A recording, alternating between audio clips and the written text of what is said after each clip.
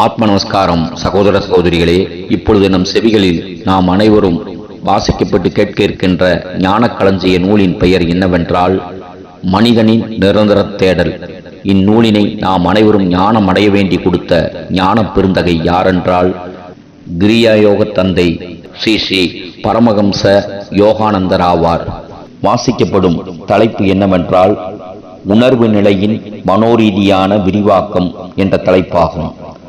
பதிவின் சாரம் என்னவென்றால், தியானம் செய்யக்கூடிய ஒருவன் 5 லட்ச எண்ணங்களை உண்டாக்க முடியும் என ஸ்ரீ பரமஹம்ச யோகானந்தர் இந்த தலைப்பின் மூலமாக தத்துவங்களை நம் அனைவருக்கும் தெரியப்படுத்தியுள்ளார்கள். பதிவின் தொடக்கம் ஆரம்பம் ஒன்றன் பின் ஒன்றாக வாசிக்கப்பட்டு கேட்போம்.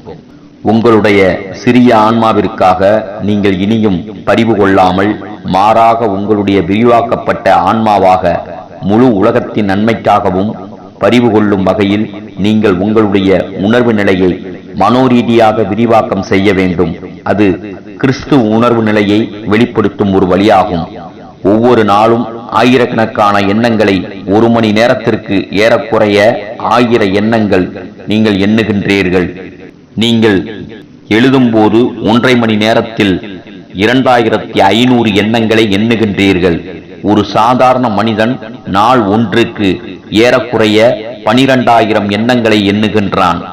ஓர் ஆழ்ந்த சிந்தனையாளர் 50,000 எண்ணங்களை வெளிப்படுத்துகிறார். ஒருமுகப்படுதல் மூலம் நாள் ஒன்றுக்கு 5 லட்சம் எண்ணங்களை உண்டாக்க முடியுமென நான் கண்டுள்ளேன் என பரமஹம்ச யோகானந்தர் கூறுகிறார். அடுத்ததாக, இந்தியாவில் நான் அறிந்திருந்த ஒருவருக்கு 18 மொழிகள் தெரிந்திருந்தது. மேலும் அவற்றில் 12இல் முதுகலை பட்டம் பெற்றிருந்தார். அவருடைய மூளையின் ஊடாக எத்தனாயிரம் எண்ணங்கள் சென்று கொண்டிருந்தன என்பதை சிந்தித்து பாருங்கள். இருந்தும் அவர் ஒருபோதும் குழப்பம் அடைந்ததில்லை. விழிப்பு நிலையில் உள்ளபோது நீங்கள் சிந்தித்த ஒவ்வொரு எண்ணத்தை பற்றியும் நீங்கள் ஓரளவிற்கு உணர்ந்திருக்கிறீர்கள்.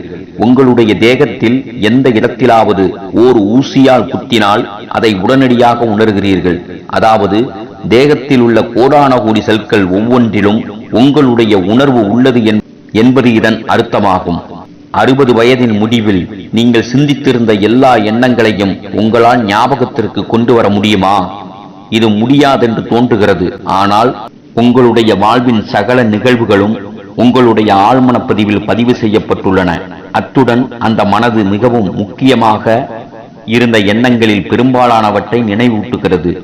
நீங்கள் ஒருமுகப்படுவதையும் ஞாபக சக்தியையும் எவ்வளவு விருத்தி செய்கிறீர்களோ அவ்வளவு அதிகமாக நீங்கள் நினைவு கூற முடியும் என்று உணர்வு நிலையின் மனோரீதியான விரிவாக்கம் என்ற தலைப்பில் ஸ்ரீ பரமஹம்ச யோகானந்தர் மனிதனின் நிரந்தர தேடல் என்ற ஞான களஞ்சிய நூலிலிருந்து தெரிவிக்கின்றார். ஆத்ம நமஸ்காரம் சகோதர சகோதரிகளே.